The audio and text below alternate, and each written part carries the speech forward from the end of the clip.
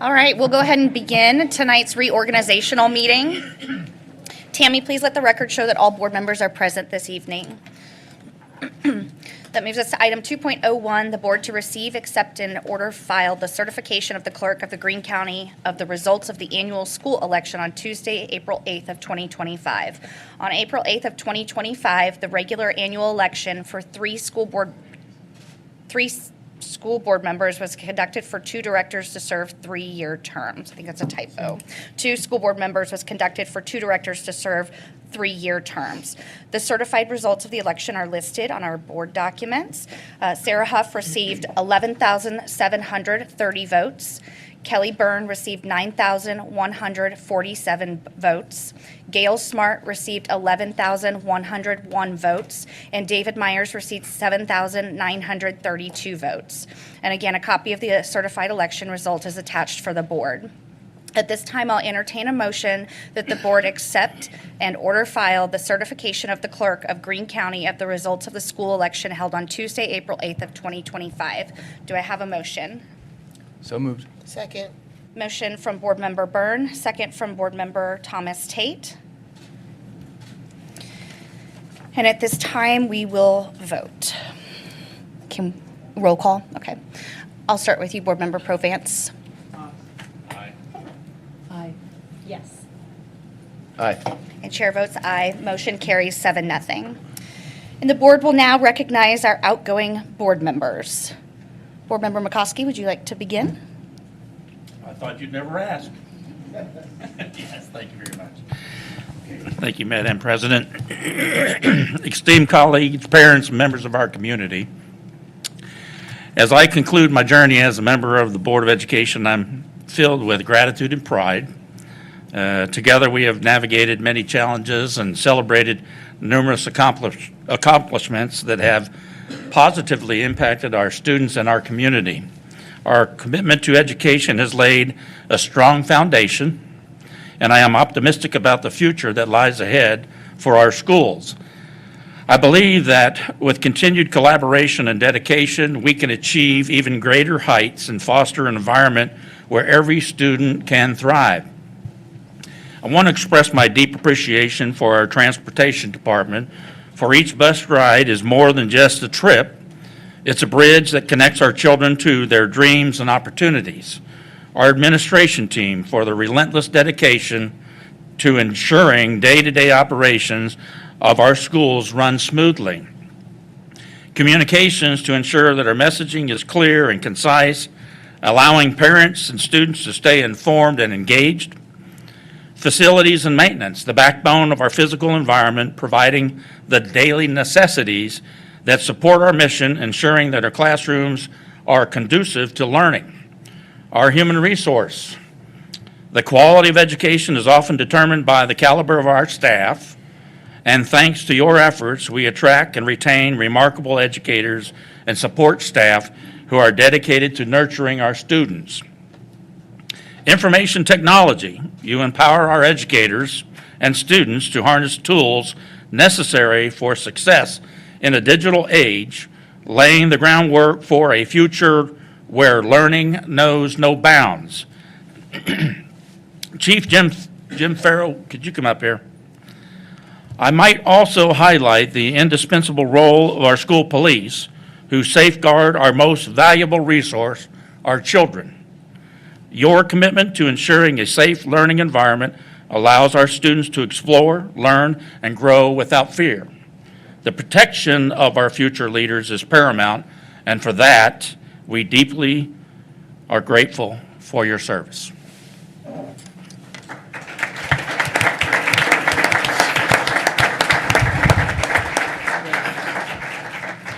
Laura Mullins, can you please come forward? Finally, I would like to acknowledge the Teachers Union for fostering an environment where excellence thrives. Together, we advocate for the resources and support our educators deserve, creating a culture that empowers teachers and, in turn, our students. Thank you very much. As I take my leave, I'm filled with optimism about the future of our district. Our collective efforts, each department, each individual, have contributed to the strengthening of our schools and enriching the lives of our students. Thank you for the tremendous honor of serving with you. Let us continue to work together for the benefit of our children, our community, and the future of America. I want to extend my heartfelt gratitude to our students and teachers for their unwavering support and dedication over the past 3 years. Your resilience, commitment, and passion for learning have been truly inspiring, especially through challenging times. It has been a privilege to witness your growth, creativity, perseverance as you navigated obstacles and celebrated many successes. Your collective efforts have strengthened our school community and exemplified, the true spirit of collaboration and mutual support. I will carry with me appreciation for the generosity and teamwork demonstrated by everyone involved. Thank you for the many gifts, performances, presentations, and thoughtfulness you have given to me as a board member over the last few years. Jean, David, in conclusion, I want to thank each board member for their dedication and contributions to our school district. Thank you. As I depart, I leave a parting thought. When you believe you've explored every avenue for solutions within our schools, remember that you only just scratched the surface of what is possible. Stay committed, stay open-minded, and continue striving for the best for our children. And lastly, I remember my first year here, I bought Snicker bars for the Board of Education members and apples for our educators. And as I walked by Dr. Lathan, I heard this rumbling. She was upset that she didn't get a Snickers bar. Better late than never.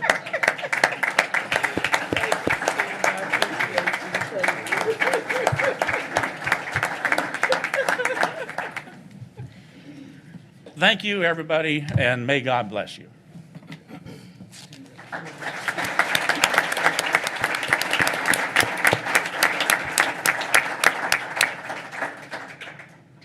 There are other board member comments? I have some comments. Mary, you want to go? You will let Kelly go.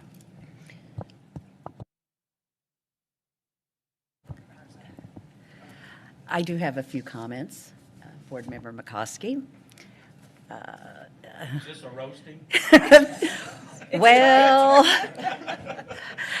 no, not really. I do recognize your good sense of humor, so keep it, okay, through my remarks.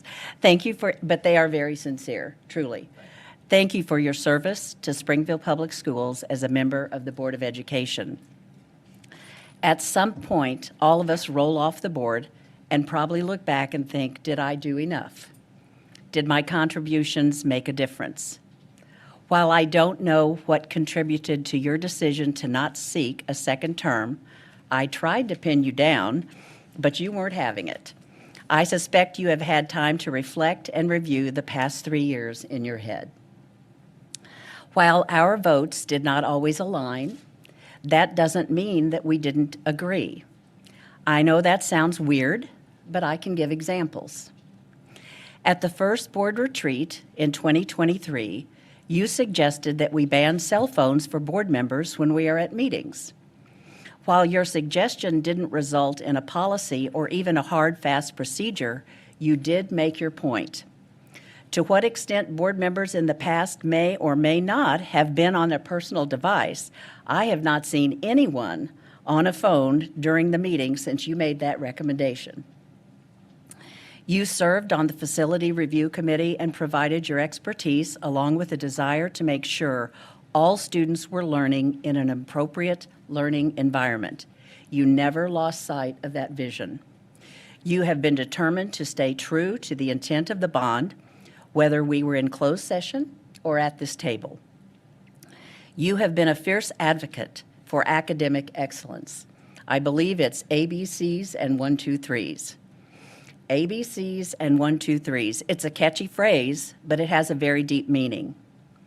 There are many paths toward that, whether it's technology or paper and pencil, but once again, you have made a meaningful voice.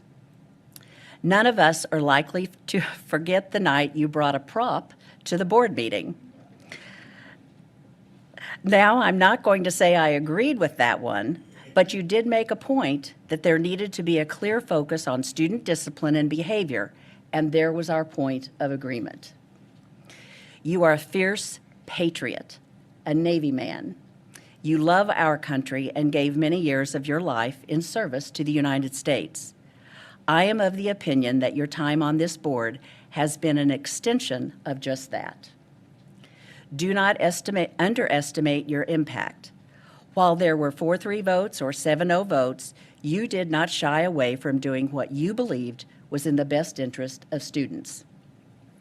It will be interesting to watch for your next adventure. I'm quite certain you will not merely fade off into the sunset. Best wishes and thank you. Thank you very much. If I may, in relation to that comment of the paddle, you might open up your gift.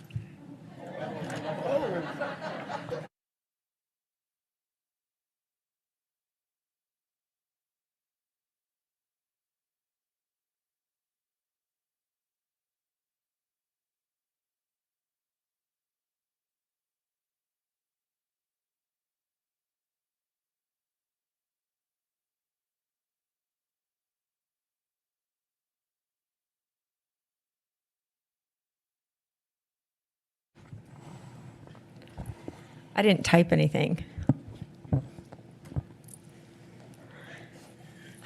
I hope you don't fade off into sunset. ABCs and 1, 2, 3s. I recall, these are the 4 walls. These are my 4 walls. Last year when I had my NEA interview, I was asked on the spot a question.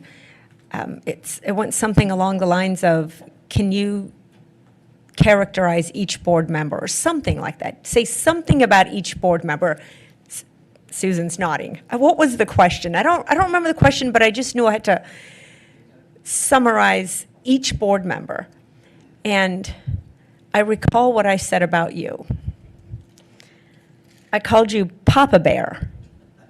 I don't know if there's any union members in the audience, but I called you Papa Bear. Because you're Papa Bear, and you watched over us. And I want to thank you for being straight as an arrow and always being cordial and considerate, even, and most especially when we didn't agree, you and I didn't agree. Thank you for that.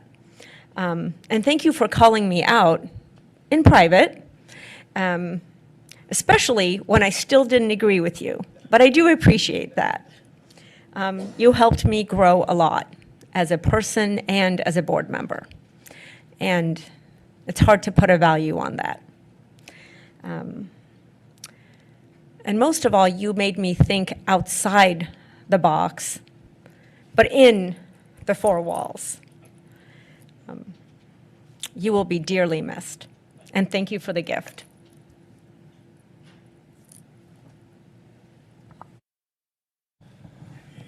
Steve, it's been a real pleasure serving with you. You're a great man.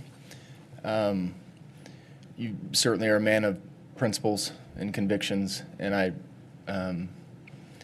really appreciate that you've spent a lot of time listening.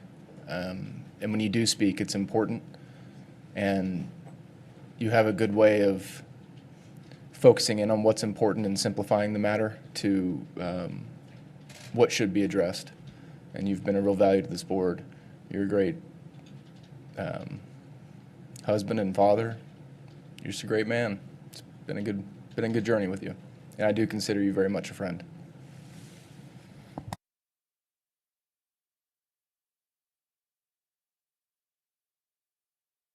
There's no way I have as eloquent as speech as you guys do, but Steve, you are a good man. You're a great board member. I appreciate everything you did to lug me along through some of these meetings. I apologize for coughing in your direction. It was not intentional, but thank you so much for everything. Thank you very much. Danielle. I just want to say that I value and appreciate our differences of opinion each board member brings to this table, diverse experiences, diverse knowledge. And one of the things that I can say is that your knowledge of HR and your business knowledge really helped me in determining and making decisions sometimes in the boardroom. So I appreciate your knowledge that you brought to the table. Thank you for your service. I think you ended your speech with stay committed, open-minded, and striving for the best of our children. And I know that the board has had comments that although we may not agree on how to accomplish that, that is something that we always try to do. And I for one, am going to miss in closed session when people are talking back and forth and Steve's just back there saying, just hold on a minute, everybody, just hold on a minute. Let's pause the conversation. So I do appreciate that. And yeah, your commitment to the bond, both behind closed doors and in the public. So thank you for your service to our community. Any further comments? Okay. Thank you. Then we'll turn it over to Board Member Burden. I wasn't really sure what I was going to say, and I'm still not. So I was sitting in church with my family on Sunday, and in the sermon it was said, you can be comfortable or you can grow, but you can't do both. And I thought, wow, that's what I'm going to say. Because I think that really does sum up this journey that I've been on for 3 years. It certainly wasn't comfortable for me to run the first time or any of the times that I ran for this position or to serve in this position or to learn a lot about education. But I think it's important because SPS, what was it, a year or two ago? I think that was our motto for the year was keep growing. Is that what it was? Okay, well maybe it was the first year I was on the board. And we do, and that's not an indictment on SPS, but I think it's important that we all keep growing, and that's something that we want to see in each of our students every day. It's not always great for them to be comfortable. They need to be stretched and pushed to grow, and I think that that's what it's all about as they continue their journey, K all the way through 12. But I think it's important for all of us. It's important for teachers and for all the staff. And I know it's been very uncomfortable at times in this last 3 years. But I think we have seen growth. I mean, it's actually measurable. We have. I mean, in first time in whatever 15 or 20 years, we've seen consecutive years of academic growth by state assessment scores, and there's been a lot of other measurable improvements as well. But it wasn't comfortable. But I think the things that we were doing were very important, and I think it's important that we don't get comfortable moving forward. Judy, I wanted to say specifically to you, because you're a powerhouse. I mean, you've spent a career in education. You've made such a great impression on countless amount of people and lives, and it's put you in this position to serve now. You've had a lot to do with building this board. I mean, you're batting 1,000 in who you endorse, recruit, support, whatever. I think tonight, I guess I would even say I hope you'll be president of this board. You should be. But I would urge you and the rest of the board to not be comfortable, to keep growing. I think you have everything you need to do that, and I think you can navigate things in a way that's probably more agreeable than I could do. But you're well suited for it, and I hope you meet the challenge and the other board members rise with you, and we don't get comfortable, and we continue to grow and continue to see improvements in this district. I don't think I have anything else to say.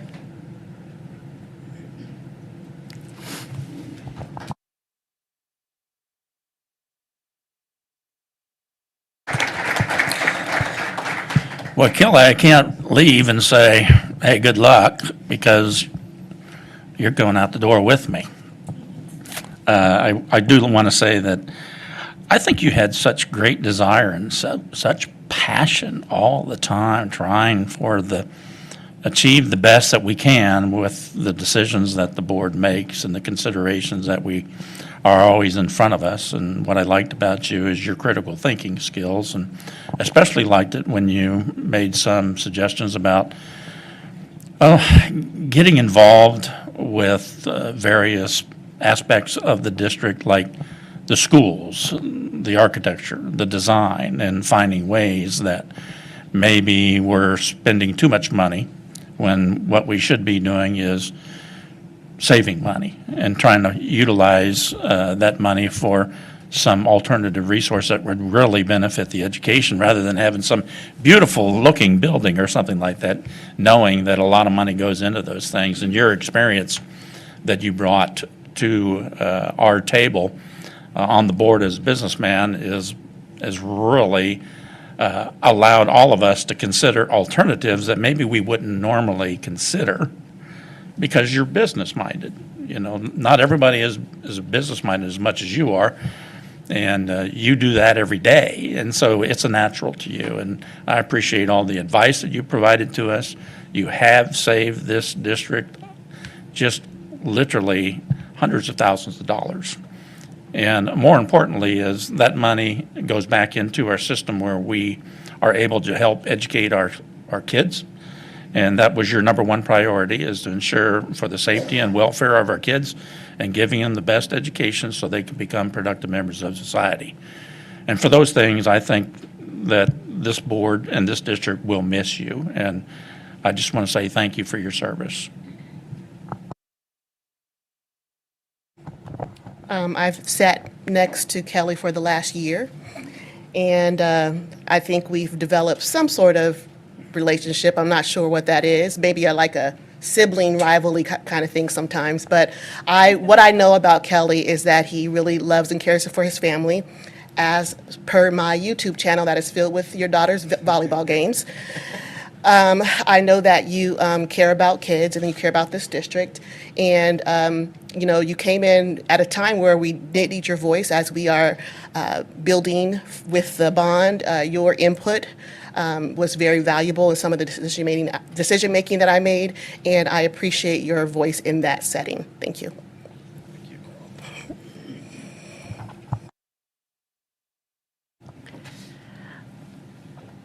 Well, Kelly, first I want to sincerely thank you for stepping forward and giving your time and your expertise for the betterment of the school district and the educational opportunities for all students.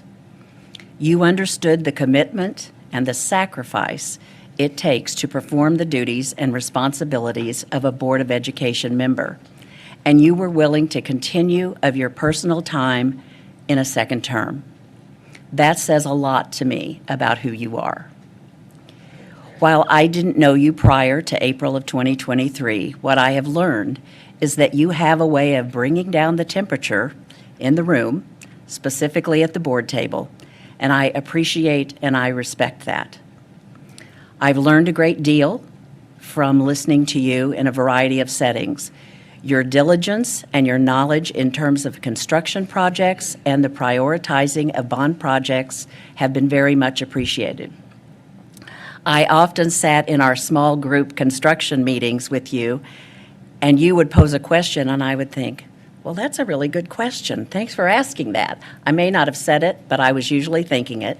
And then I remember one time not too long ago, I asked a question and you turned to me and said, "That's a good question." And I thought, okay, good. I finally come up with one. I have come up with one. Your impact will be remembered by this board and the administration. From budgeting conservatively to focusing on staff needs, to reducing the sugar content of school meals, to providing a learning environment free from the distraction of cell phones, you have remained steadfast and determined on those topics. In short, your leadership and contributions have made a meaningful impact, and your ideas and suggestions have made us all better. You're a successful businessman and a dedicated family man, all qualities that I respect and I admire. Best wishes now and always. I'm going to miss our morning meetings at the Dancing Mule. Would you pass that to Kelly, please? I said this privately to Kelly, but I want to say it publicly. You are a great man.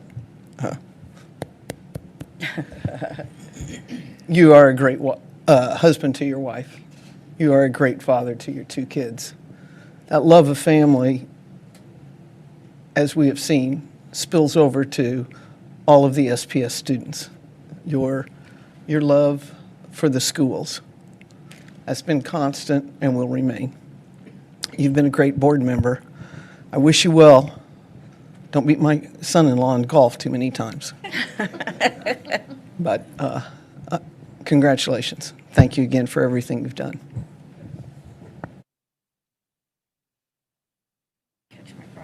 Want a hanky? Huh? you want a Do I need a hanky? I don't No, I think I'll make it. You've got one right there if you need it. Yeah. Well, it's hard to add to all that. I learned a lot about construction from you. You're one of the smartest people I know, and I know a lot of smart people, just the industry I was in.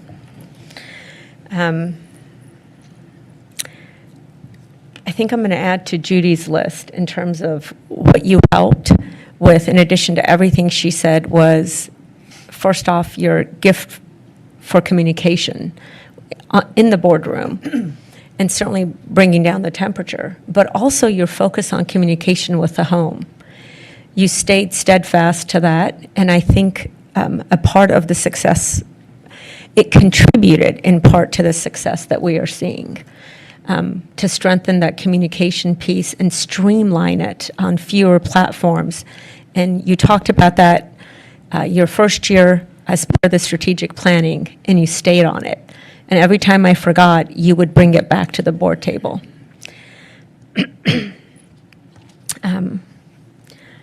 You showed me how to see things from a different perspective, how to digest that knowledge, and then how to harness that.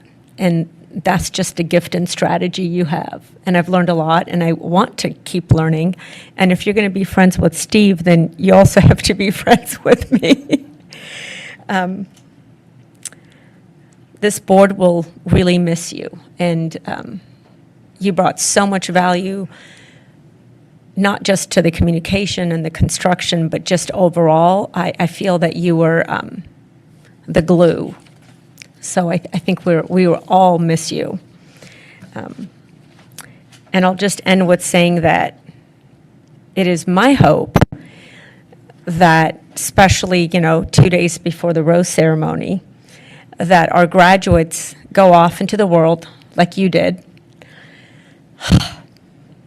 but then come back and give back to the community. Thank you.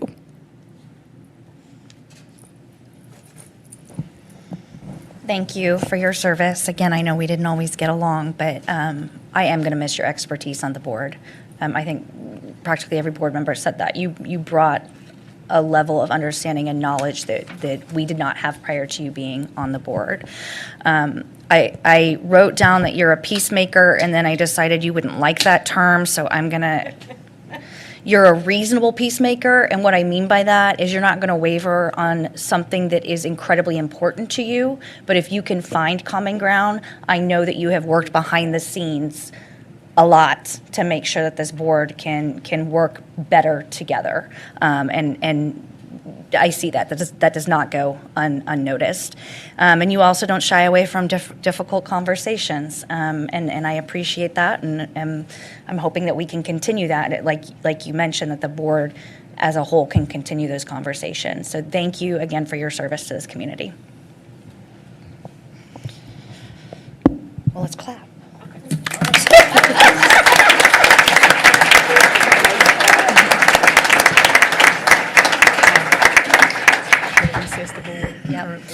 Okay, at this time, I will entertain a motion that the board, oh, we don't need a motion, we're just going to recess. We're just going to recess. What time would you like to reconvene? Oh, in 2 minutes. Oh, okay. Okay, I'll we're be in going to charge. reconvene, yes, reconvene, and Dr. Lathan will be in charge for our temporary chair. Thank you.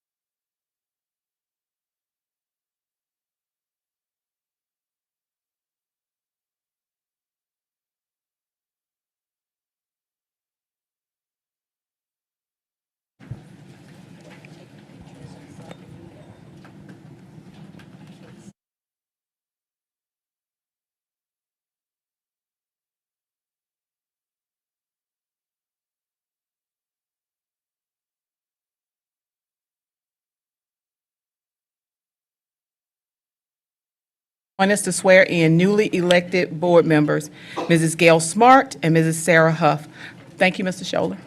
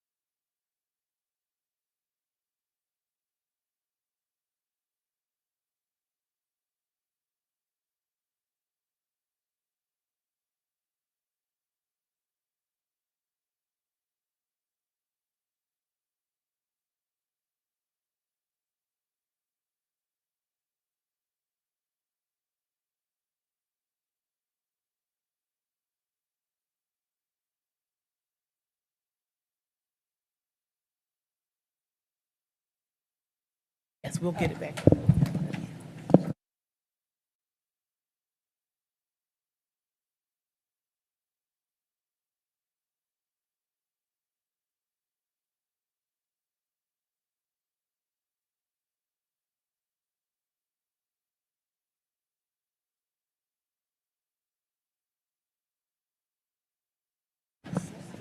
Congratulations to our new board members, Ms. Gail Smart, Ms. Sarah Huff.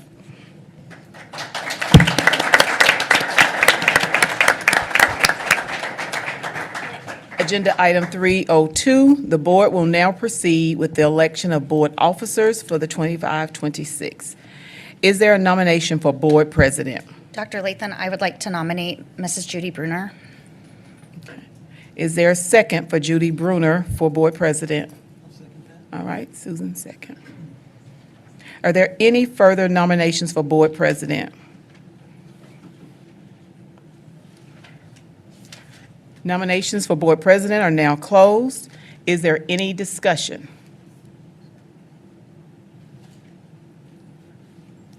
Okay, yes, yes.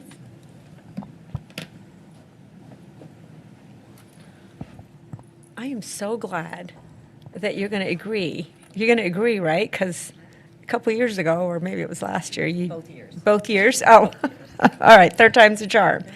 Well, I tried to get a hold of you before the meeting because I was hoping that I could talk you into being, so I'm glad to see this. And I wrote down what Kelly said, is that you are a powerhouse, and I agree with them, and I'm really excited about this. I really look forward to your leadership and all the things we can accomplish. Is there any further discussion? All right, we'll conduct a roll call. Ms. Bruner? Aye. Dr. Thomas Tate? Ms. Kincaid? Aye. Ms. Provance? Dr. Muhammad Khani? Ms. Smart? Ms. Huff? All right, the ayes have it. Judy Bruner is now the board president for Springfield Public Schools.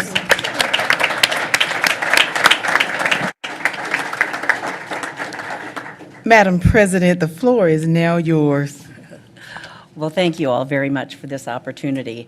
I say on many occasions, because it's absolutely the truth, that it's an honor and a privilege to serve on the Springfield Public Schools Board of Education, and tonight it's an honor and privilege to assume the role as president. So thank you for your support there.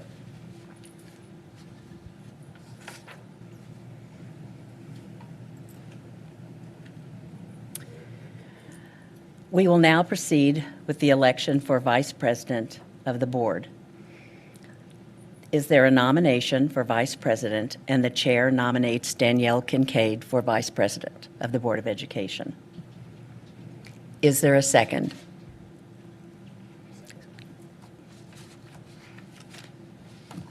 Thank you. Madam President, I'd like to nominate myself as Vice President. Is there a second? Okay. Are there other nominations for the office of vice president? Okay. Since there is more than one nomination for vice president, each board member is asked to say the name of the member they're voting for on vice president. If there's a majority, there will be no further vote. Otherwise, the voting will continue until a majority vote is taken. But before we get to that, is there any discussion on the nominations?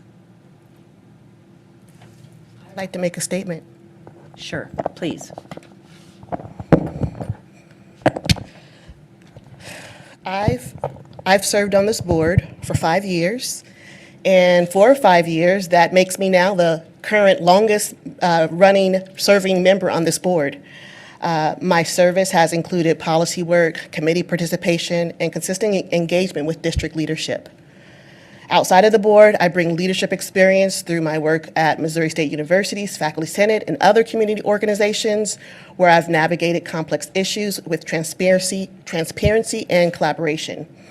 As we enter a transition period with 2 outgoing and 2 incoming board members, I believe now is the right time for rotating leadership. Leadership rotation is a hallmark of healthy governance. It promotes shared responsibility, it brings new perspectives, and it helps develop leadership capacity across the board. I support Judy Bruner for president because she has stepped in and provided steady leadership during a very challenging year, and I thank you. I would welcome the opportunity to serve alongside as vice president. My goal is to complement, not to compete, with her leadership. I want to be honest, however, and say that I do have concerns about repeating the same leadership cycles on this board. When board officers' roles rotate among the same few individuals, it limits diverse leadership and can stall innovation. Continued leadership by those who have been disengaged or absent can undermine board cohesion and public trust. I did turn down the opportunity to run last year due to other commitments, but I had expressed interest in the past, and now I'm ready. This is my final year on the board, and I want to use it to help support stability on this board and collaborative growth. I want to help foster a more inclusive board culture and help orient and uplift our newest board members. So I would like to again offer myself as vice president. Thank you, Sharita. Any other comments or discussion? I have a comment. Dr. Thomas Tate, you and I have discussed this, and I appreciate you reaching out to me prior to this, alerting me that that was going to be your intention. I have very high respect for you, but I know that Ms. Bruner and I have really worked to get things on a path that perhaps the board was not always on in the past, and that she and I have discussed potentially swapping roles as she has more time, since she is retired but probably busier than I am. I would ask, I know it's your last year on the board, but I would ask that I believe some consistency would be helpful for this board, especially as we've had conversations about superintendent evaluations and how often the board wants to have a retreat and items such as that historically have not always had a plan moving forward due to changes in the statute and things like that. But now there is a plan moving forward, and I know that Ms. Bruner and I can effectuate that plan. Other items for discussion? I wanted to say, Please. Sharita, I really appreciate you stepping up. I agree with everything you said. And rotating board leadership is quite common on other boards. It's actually the norm in other boards. We have over 500 districts, and that's what I have learned by visiting with other people at Missouri School Board Association meetings. I tried to reach out to have a conversation about what it was going to look like, and everybody was really busy, and I regret not reaching out to you. I don't like things being a foregone conclusion. I like to be challenged. I don't mind being uncomfortable. And I really, really like having a choice with everything in life. And so I want to thank you for stepping up, and I plan to support you. Thank you. Any more discussion? Okay. Each board member, as I mentioned earlier, will be asked to say the name of the member that they're voting on for vice president. If there's a majority, there will be no further vote. Otherwise, the voting would continue until a majority is taken. Board Member Huff, and what you would say would be the last name of who you're voting for, and the nominations are Danielle Kincaid and Sharita Thomas Tate. Kincaid. Thomas Tate. Dr. Thomas Tate.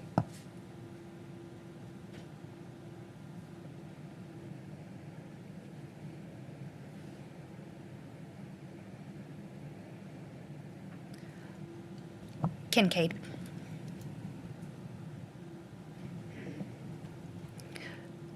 Ms. Smart, She said Thomas Tate. Sorry, I just. Susan Provance? Kincaid. And the chair votes for Kincaid.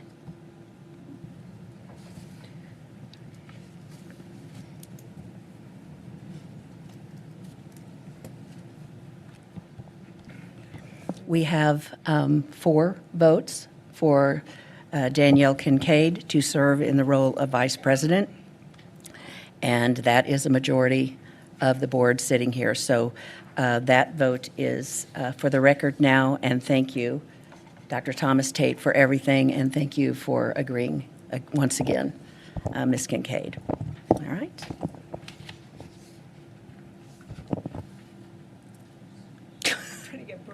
Oh, Sorry, I might need a new computer. the board votes to support Danielle Kincaid for vice president. Next, the board will vote on the appointment of a treasurer and a secretary. The recommended action is that the board appoint Dr. Travis Shaw as treasurer. Do I have a motion? So moved. Do I have a second? Second. Thank you. We Travis is are treasurer. voting to, the motion has been made that the board appoint Dr. Travis Shaw as treasurer. Okay? So let's vote, and it will be a vote again. We'll start with Board Member Huff. Aye. And the chair votes aye. So Dr. Shaw will serve in the capacity of treasurer. Our next recommended action is that the board appoint Dr. Tammy Raymond as secretary. Do I have a motion? Second. Okay. Let's vote. Aye. Aye. Chair votes aye. It passes 7-0. So the board votes to support Tammy Raymond for secretary. Our final recommended action is that the board adjourn. Do I have a motion?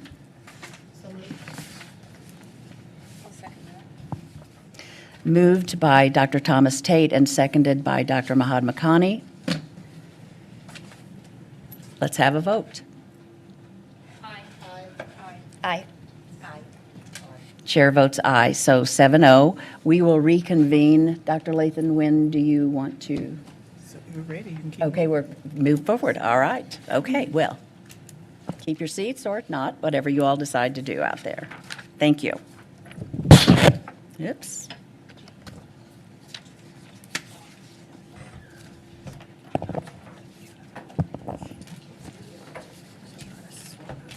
No, I don't.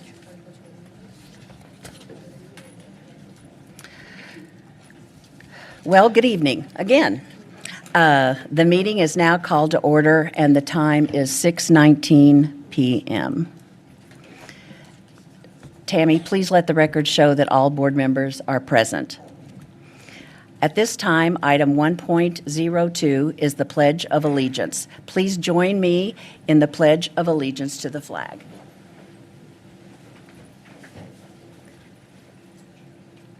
I pledge allegiance to the flag of the United States of America and to the republic for which it stands, one nation, under God, indivisible, with liberty and justice for all.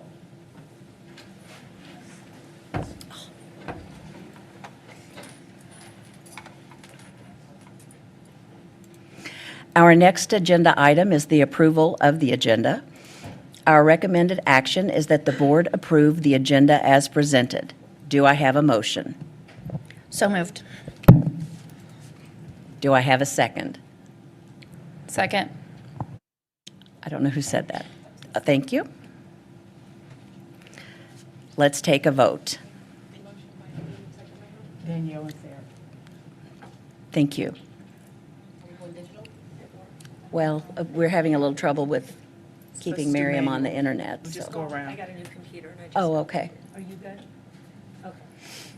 We'll start with Board Member Huff, and that is to accept, the motion on the table is that we approve the agenda as presented.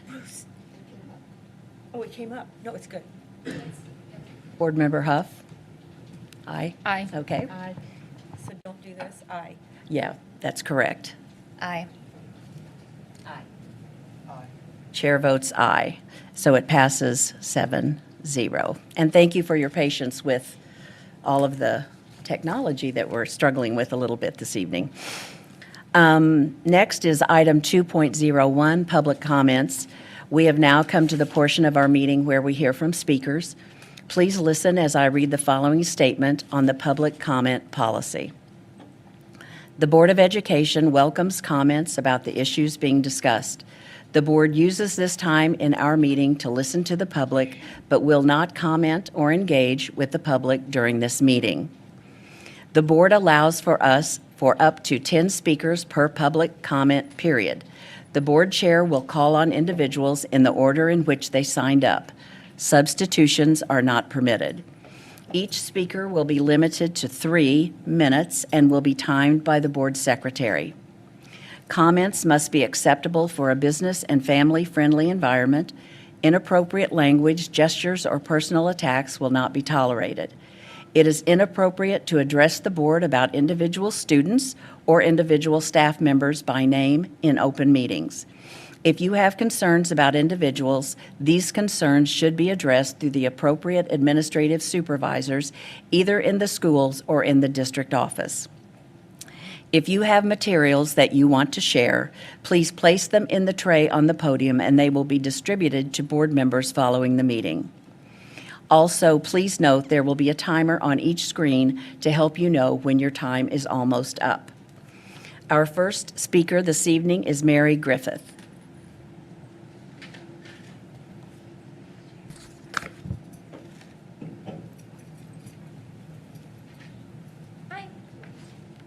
Good evening. I want to begin by thanking Kelly Byrne and Steve McCoskey for their service as members of the board. I appreciated their thoughtful approach and their clear commitment to representing the people of our community. I especially want to recognize Kelly Byrne for consistently bringing a parent's perspective to the board. As an SPS parent myself, I am grateful for the way he spoke up about issues that directly affect families, concerns that may not be as visible to those without kids in the system. To the newly elected board members, while I worked with an organization that supported different candidates in this election, I hope you understand just how critical your role as a board member is to our community. Our schools need leaders who are prepared to face challenges head-on. Here are some of the challenges Springfield schools face. 59.9% of students are performing below grade level in math, 61.5% are performing below grade level in science, 54.6% are performing below grade level in English. More than half of new teachers leave the district within their first 3 years. I don't understand why the leaders in this town are so committed to defending our failing schools. Maybe if they spent time listening to the teachers who deal with violence and the fallout of low standards every day, or talk to parents whose kids are getting good grades but learning very little, they'd realize that those pushing for change aren't the enemy. Some board members have attempted to raise critical issues that could improve outcomes, including revisiting the district's cell phone policy, examining the overuse of Chromebooks, addressing how the district handles behavioral issues. Unfortunately, the majority of the board has refused to address these issues. Hopefully that changes. In the meantime, those of us who support raising standards and ensuring accountability have been unfairly attacked. Many of us spent time volunteering on Election Day speaking to voters about the realities our schools are facing. We did this because we want better outcomes for students. Sadly, many of us were met with hostility, verbal abuse, and false accusations, fueled by fear-mongering and misrepresentations spread by some local leaders and media outlets.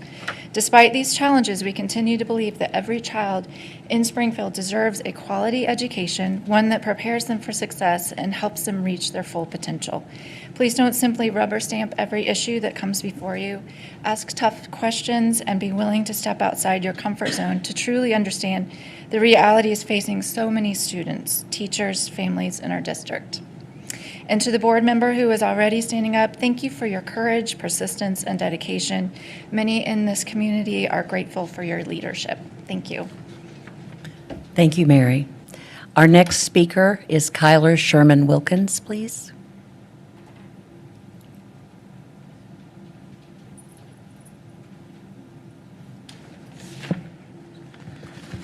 All right, good afternoon.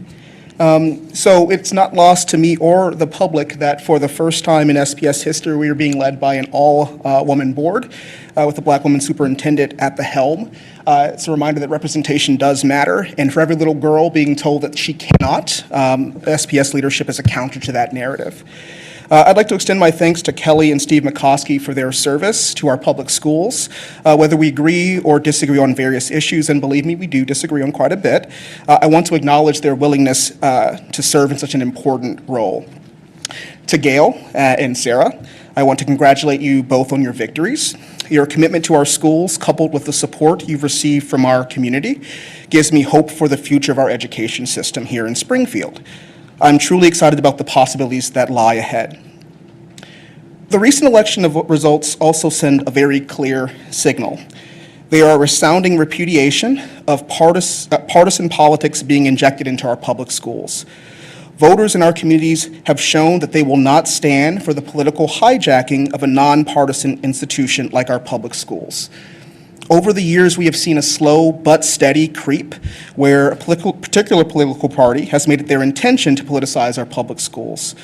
What once was the norm of denouncing partisan endorsements has shifted to a state where candidates openly tout their partisan affiliation. This is a blatant conflict of interest in my view, and each political party should take note. The voters will not stand for it. Our community values our schools as places where every single child can learn, grow, and thrive, free from the divisions that often plague our broader political discourse. To Gail and Sarah, I invite you to continue engaging with the diverse communities that stood up and voted for you. Contrary to what one of our sitting board members communicated, diversity is our strength. Our schools are a reflection of the rich tapestry of life experience and backgrounds found within our community. Listening to and collaborating with these communities will help ensure that every voice is heard, all needs are met, and that our educational policies truly reflect the values we all share. This includes keeping our teachers, their union, and labor unions at the table. As we move forward, we must also keep our focus on the inequities that exist within our education system. It is crucial that we address these inequities head-on, ensuring that every student, regardless of their background or circumstances, has access to quality education and the resources that they need to succeed. DEI bans and policing of our language should not prevent us from doing the important work. Congrats again to all, and Godspeed. Thank you. Thank you, Kyler. Our next item of business is 3.01, 2025-2026 Budget Development, Health Benefit Trust, Bond, Capital, and Debt Service. Ms. Kara Stasel will come to the podium and present to us this next item. Good evening and welcome to the new board members. Last month we had a budget development presentation that was a high-level fund review and just an introduction. And this evening we're going to go into a little more depth around debt, bond, capital, and HBT, or the Health Benefit Trust Fund.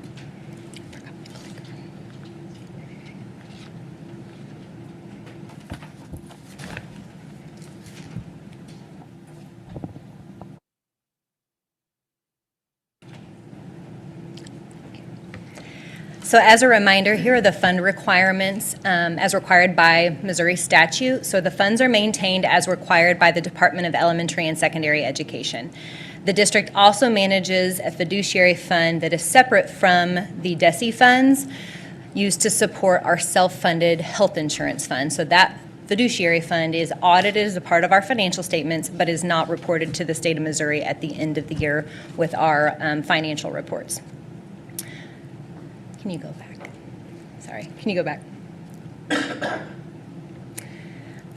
So just as a reminder, we have, DESU recognizes 4 major funds. So we have the General and Teacher Fund, and those will be discussed at next month's budget presentation. We have the Capital Projects Fund, and then the Debt Service Fund.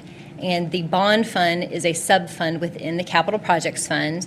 And as you can kind of see there at the bottom, the operating levy that we set each August is used to support the daily operations of the district. So it can be placed in the general teacher or capital projects fund at the discretion of the board. This district chooses to use the operating levy just to support the general and the teacher fund. And then the debt service levy, which we'll talk about here in a moment, is used solely to support the debt service fund.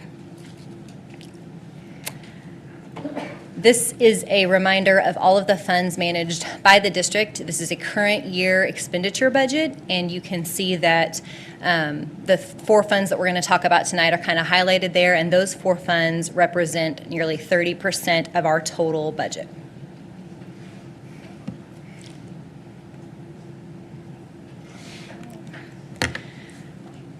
All right, so first up we have the debt service fund. Can you go back a slide? Thank you. So in our district, the debt service fund is Fund 30, and the purpose of this fund is to account for all transactions related to the revenue or resources and payment of our long-term debt.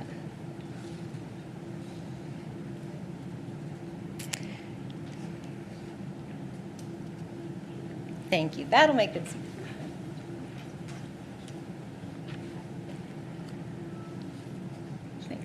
All right, so we'll look at the connection between the debt service fund and the bond fund first. So in order for the bond fund to be established, the voters have to approve the sale of the bonds, and then a debt levy is established to repay those bonds. So once a bond is approved by the voters, investors buy the bonds, and those proceeds from the bonds are deposited into the bond fund, and that loan essentially is given to the district. And then out of the bond fund, expenditures are paid for the construction of bond projects. At the same time, we have the debt levy, or Fund 30, that's repaying the loan over like a 20-year note, essentially. And so that is the connection between the bond fund and the debt service fund. So an overview of the debt service fund, again, the source of the funds or the revenue for this fund is generated through a levy distribution. And our current debt service levy is 73 cents per $100 of assessed valuation. Also, the fund balance carryover from prior years is a portion of the revenue, and then any interest earned on those funds. And again, those funds are used, or the expenditures that come out of that fund are for the repayment of voter-approved debt. As a part of the financial reporting for the debt service fund, we have the general obligation debt schedule that's posted in our budget document each June. And provided for you here is a snapshot of the current year budget for the debt service fund and a projected budget for next year. At the bottom of the slide, we have the long-range debt projections, and you can see that the way that our debt is structured, these payments stay fairly consistent and steady over the course of many years. This slide provides summary schedules. So on the left-hand side, you have a summary schedule by annual payment, and you can see that over the next 10 years, the district will repay almost $197 million of principal on outstanding bond loans that we have. You also have a summary schedule by series. So we currently have those 7 active series that we are repaying the debt on. So moving on to the bond fund. Again, this bond fund is a sub-fund of Fund 40, or the Capital Projects Fund. And in our district, we maintain the latest bond fund in Bond Fund 43. So again, the purpose of this fund is to account for all of the bond proceeds or revenue from the sale of bonds and the expenditures related to the capital projects in the bond fund. Again, the source of the funds for this fund are fund balance carryover from prior years, bond sale proceeds, and interest income. And then the use of the funds are the expenses as outlined in the ballot language that the voters approved. For bond financial reporting, monthly we have treasurer's reports that come to the bond, and there is a bond report in those treasurer's reports. And then as necessary, monthly change orders, bids, and agreements come before the board for approval. And then quarterly, there is a bond project update, which usually includes a fund video of all the projects that are going on in the district. And I do not have a fun video for you tonight. I just have a presentation. Sorry. And so you have for you, again, the budget for the current year in that bond fund and the projected budget for next year. And you might wonder, why is the revenue budget so low compared to the expenditure budget? And the main portion of our revenue for the bond fund comes in when we sell the bonds in the year in which we sell them. Then it becomes part of that fund balance carryover every year. So you can see the fund balance is fairly high, but the revenue each year is fairly low because it's mainly just interest earnings on those funds. We have a bond project overview for the 2023 bond here. So we have listed for you the project, the original project estimates, and then the adjusted project budgets. And I know you've heard this before, but happy to say that a lot of those projects have come in under budget and under where we thought they would come in at. So we're looking at a very healthy bond fund. And on the right-hand side, you have the source of bond project funding or the revenues to support the bond projects. As a reminder, the district still has $30 million in remaining bonds to be issued from this latest bond that happened in April of 2023. So the premium from the sale of bonds and the investment earnings on that chart do not include any estimates related to that $30 million. So our Missouri Constitution limits the borrowing capacity for school districts to 15% of our assessed valuation, plus the balance in our debt service account, minus any outstanding debt payments that we have. So provided for you here is just a estimated calculation of what our bonding capacity would be should we choose to go out for a bond. So we have $270 million left in remaining bond capacity, which is pretty impressive. So moving on to the Capital Projects Fund, this is Fund 40 for our district. The purpose of this fund is to include all expenditures related to capital projects and capital equipment purchases. So provided for you here are a definition of both of those things. So capital projects are kind of exactly what they sound like. It's those big capital-intensive building projects, whether it's adding to a building or redoing something big around a building. And then the capital equipment purchases account for assets or group of assets that equal $5,000 or more and have a useful life of a year or longer. So think buses or cafeteria tables, those kind of things. Capital fund overview. So again, the source of the funds, fund balance carryover. And then the Department of Elementary and Secondary Education provides a calculation for school districts for a transfer, an allowable transfer from our general fund over to our capital fund to support capital projects and capital improvements for a district. And our preliminary maximum transfer for the current year is $11.1 million per the DESI calculation. You can also have other sorts of revenue distributions into the capital projects fund, such as the merchants and manufacturers tax, and this district chooses to place a portion of our M&M, or merchants and manufacturers tax, into the capital projects fund. And again, those funds are used for items totaling $5,000 or more, land, building, and major repairs, and any lease purchase payments that districts may have. And provided again is the budget for the current year and a projected budget for next year, and that final recommendation will come in June.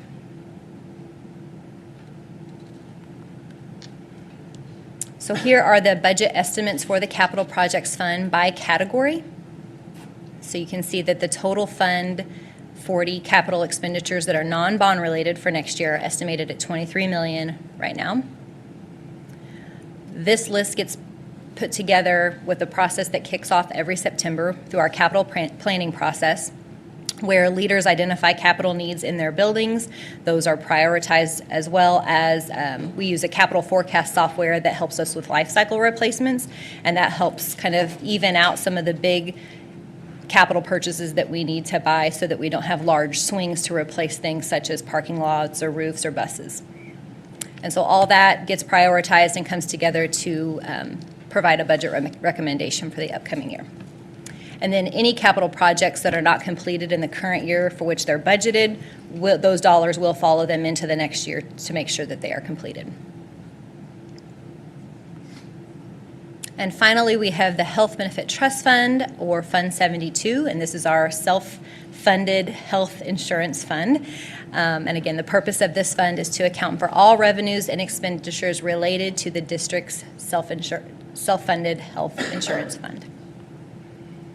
So the source of the funds for this fund are the employer-paid insurance premiums and the employee deductions for dependent coverage and any interest income on the balance in this fund. And then these funds are used for health claims and small fees for administering the program. Our current providers in this self-insured process are listed there, with overall support provided by our broker, locked-in companies. And then each year, of course, we review the plan design and we review contribution levels to make sure that the fund is sustainable. Those plan designs usually come to the board each fall for a January 1st implementation.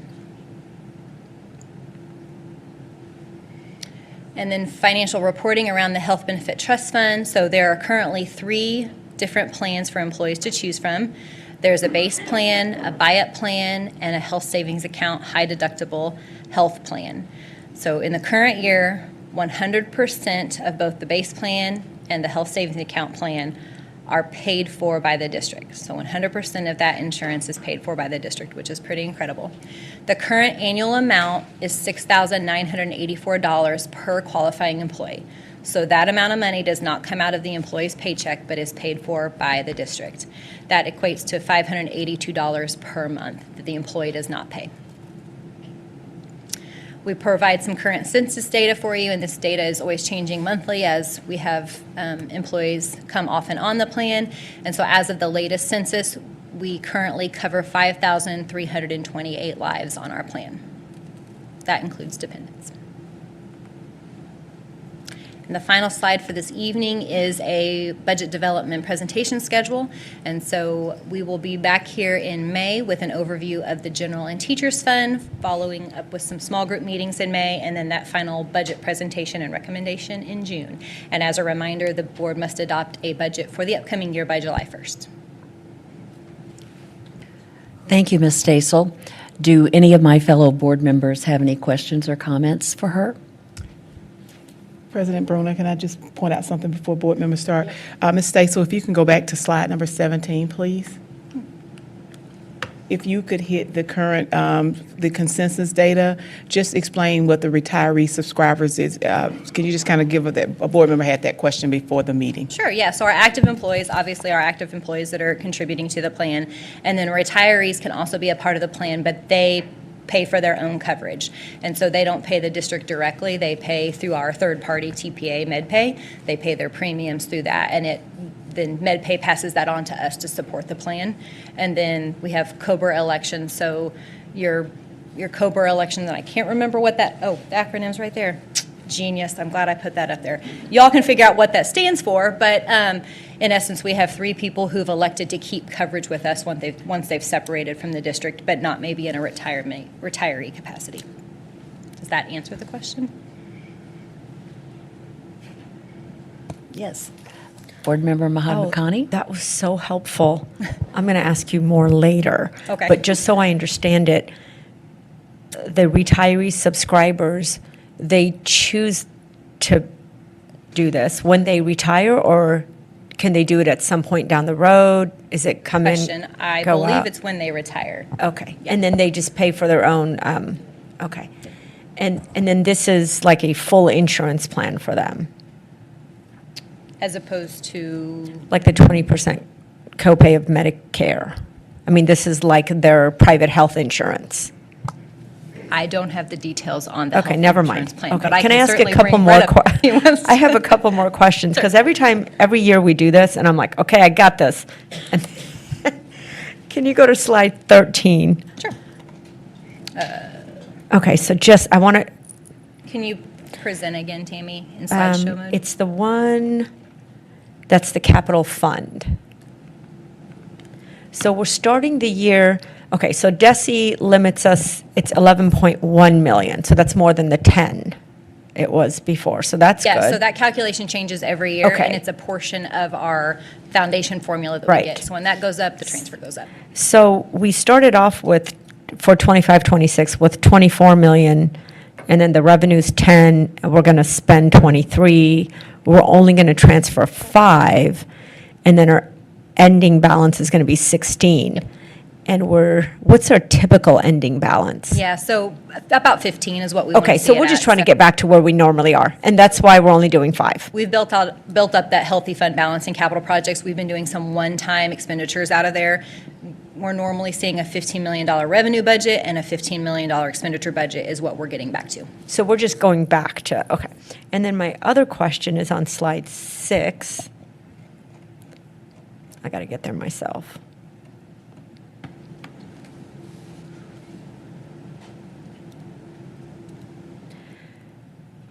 So that bottom bar, so, we pay back 34.5 million, 35.5 million, 30, it kind of seems to be the same. And then it just sort of bumps up to 40, almost 41 million. Yep, so it's just in the way that the debt is structured, and so if we go, So it's just the payback.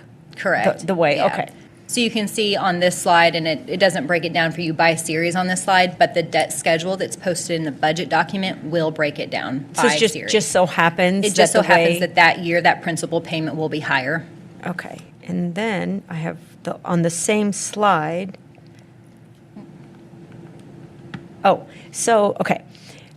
We're starting the year out, the fund balance is 27 million, which is nice, because then, we get the revenue from that. Is that typically where we keep it, 27 to?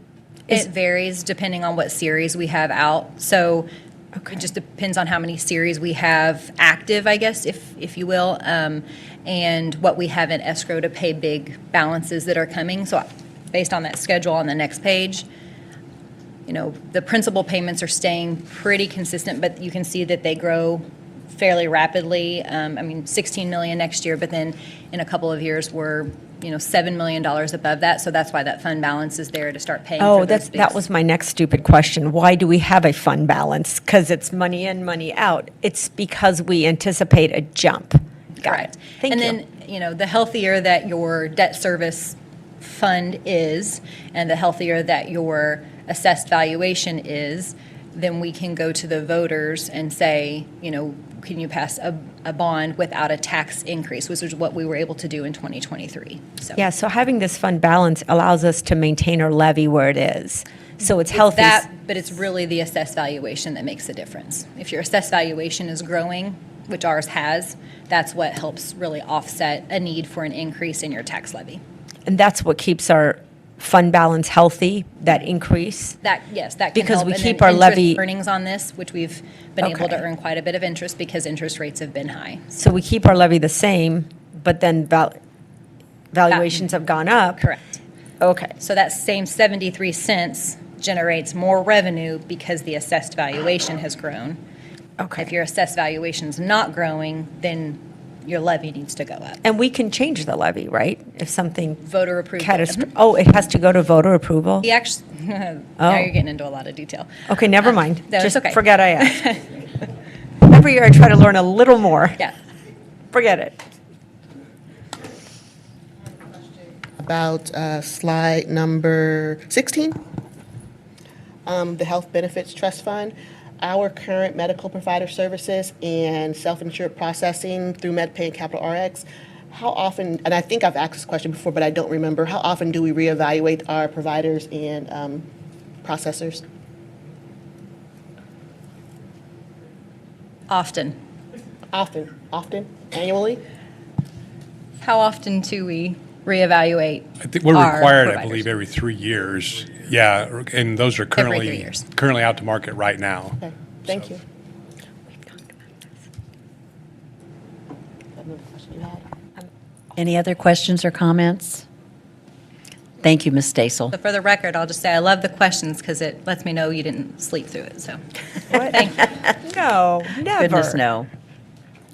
Moving on to item 4.01, preliminary contracts, agreements, change orders, and bids is the next item on our agenda. These items are being brought forward for your review and to ask questions, and then we will vote on these items at the April 29th, 2025 regular meeting. Questions or comments? Okay. Next is item 5.0, new business items. 5.01, interactive flat panel purchase. Mr. Bruce Douglas will come to the podium with this item. Good evening, Board.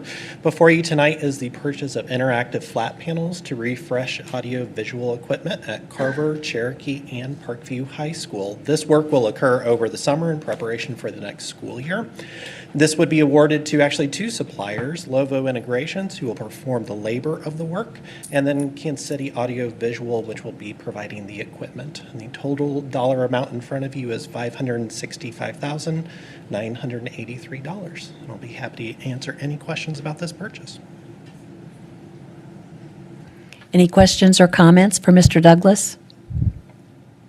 The current technology in those classrooms, did it just go to surplus? No, currently the technology in those classrooms was installed with the 2009 bond. Oh, wow. So they are aged and ready for refresh. All right. So they go to surplus, I guess. Yes. Other questions, comments for Mr. Douglas? Okay, thank you very much. Item 5.02, substitute services. Dr. Brett Range will come to the podium for this item. Dr. Range? Good evening, Ms. Bruner, Dr. Lathan, members of the board. So yes, I am here on a first read for the subservices contract. So a request for proposal was issued for substitute employment services on January the 17th of 2025, with responses due in a month later, about February the 18th of 2025. The district received 6 proposals, and there was a committee that evaluated those proposals, and the committee recommends that PenMac Staffing Services to provide substitute services for a 1-year contract with the option to renew for 4 additional 1-year terms. PenMac is our current sub-provider, so there will be no interruption in service for the district, and they have been our provider since 2017. The committee members that assisted in evaluating these RFPs were myself, Bruce Douglas, who's Chief Information Officer, Tom Masterson, who's Executive Director of Elementary Schools, Liz Cooper, who's Director of Certified Staff, Shauna Price, who's Director of Classified Staff, and Dean Hollick, who is Director of Information Services. PenMac's current markup is 28%. For this new contract, that comes down to 26.8%, which is noted in the board packet. The RFP history here is the school district at one point had subservices in-house. That was done away with in 2007. And like I said, PenMac has been our provider in this area since 2017. I do have Mr. Steven Sparkman, who is the Director of Education for PenMac Staffing, here this evening to assist in answering any questions that I may not be able to answer. With that being said, we will entertain your questions. Questions or comments for Dr. Range? I have a question. I'm just curious, why did we move away from keeping it in-house? Because it was in 2007, so Right. that was many years ago. The volume that they do is substantial. So we have roughly, we have about 266 subs needed per day. That's teachers, paras. On the highest given day last year, we needed 421. So it's a significant lift and at that time there was just 2 people in HR that did that work. And as this world has grown and the need around this world has grown, we at that point probably made a decision that an outside vendor would be a better option. And the 26.8, does that include the employer taxes that they're paying? I believe so. Thank you. What did he say? Okay. I will say, just as an aside, that I do remember the times when there were 2 ladies that came in over here, or in a different building, but KAC, at 5 in the morning and started making phone calls. So you can imagine what that would look like now with the volume. And just so you're aware, I mean, it's last year with PenMac's, the actual money that went to employees, it was about $5.5 million. So you're talking teachers, paras, administrators, because we have administrators subbing with PenMac. So there's a lot of people in that realm filling in for folks when they get sick. So Other questions or comments for Dr. Range? My question, I do have a question, but my question is sort of specific to PenMAC. I know that around the pandemic period, we were changing some of the requirements for training or onboarding for subs. What is our current practice for training or onboarding our subs? What kind of requirements? I know they were changed briefly for a little bit. Where are we now with regards to qualifications and requirements for onboarding? So PenMAC and Stephen, correct me if you correct. I'll attempt to answer it. Let's see if I can do this. I bet I can. So they have in their request for proposal, they have a designated person as an onboarding person assigned to us. So that person assists with onboarding all our subs that are going through them as a vendor. But they go through background check, and then they do in the response bullying prevention, confidentiality training, electronic use policy, reporting child abuse and neglect, seclusion, isolation, and physical restraint of students, emergency preparedness, preventing sexual abuse, sexual harassment awareness training, intruder training, and then just classroom management training. And in the last couple years, we have hosted that at the beginning of the year for their folks, for people that are interested in attending, but they in-house that training for their subs also. How Anything often else do you want to add? How often do our subs go through that training? Is it annual or? They go through it annually. There's an onboarding training everybody goes through initially. Then periodically throughout the school year, we do professional development training for substitutes, usually in the evenings. We kind of work with the district on that, so if we feel like subs might be lacking in classroom management, or maybe there's some new technology that subs need help with, to just kind of help them execute substitute plans when they're in the classroom. We'll do things on that, de-escalation. So we'll work with the district on that. So we try to provide a lot more training to substitutes instead of just throwing them into a classroom with no tools or support. Do you guys also do the providing of long-term subs, or is that through the district? We do long-term as well. So on page 26 of the salary schedule every month, when the salary schedule is in front of you, on page 26, there is a chart there that's all the contracted services that PenMAC provides subs for. And there's probably 12 or 15 job classes there that they provide sub services for us. Any other questions or comments? I had a couple questions. Okay, so the training, I'm assuming the one person's assigned and it's per our policies, right? This is how we do things. So Yeah. it's a unique training to SPS. It's not like a general training. No, we have one specific for each district we Okay. manage. So we have one for SBS, and then along with our own internal PIMMAC On policies. top of it. Okay, Yeah. got it. And then, Brett, so this was really helpful, the way you put it, because I wanted to ask, what is a markup? So a markup means, and you just said that our employees got $5.5 million. So markup means that's the amount they make off of after, like, we paid Sally $1,000, 26.8% of, on top of that, we take. Yes, ma'am. So Okay. like a teacher makes $120 a day. So the markup on that, PenMAC would make 32, if I did my math right, 32.16 So on we that pay placement. that amount? Yes, Okay, and yes. then, thank you, that's really helpful. And the reason that went from 28 to 26.8, which is a very good thing, is driven by market forces, by just, I think it's interesting, yeah, it was interest in continuing to be the vendor because they knew six other people, they knew other people to had be bid on it. competitive. Yeah, to be competitive. So it's competitive, yes, yes, okay. Springfield's And- our headquarters, so we've just really valued our partnership. Oh, you're So- physically located here, so, okay, got it. yeah. And then my last question is, I really appreciate you mentioning 266 subs a day, and that at one point, like, the highest was 421. That's a really, really big number. I didn't realize that. It's when, if you, Flu season? It's, well, it could be flu season, but there are also certain times of year, certain churches have big events, different conferences. So we see a number of employees out at those various Oh, okay. large, major, mega church conferences. Oh, wow. I'm learning all sorts of things. Thank you. Sometimes it's going on when there's sports going on, so staff need to be out for those as well. It's kind of just a combination. PenMAC does a good job of giving us the heads up that, hey, Friday's looking like a a high staff call-in day already. It might be Tuesday. And so How they would- put us on alert to Yeah, let us how know would that. PenMac know, though?